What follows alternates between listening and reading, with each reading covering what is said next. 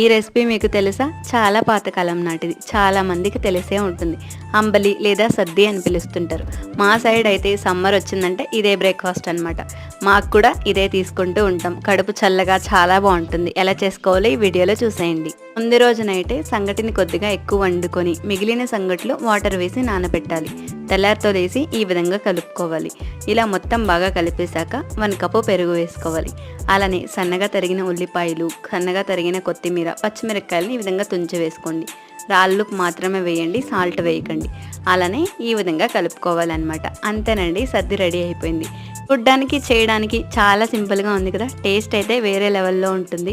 అలా గ్లాస్లోకి వేసుకొని సద్ది తాగుతున్నప్పుడు ఊరిగాయ, పచ్చిమిరపకాయ, అలానే చిన్నొల్లిపాయ అంటారు కదా, అది నంచుకొని తాగుతుంటే ఆ మోగం అనమాట.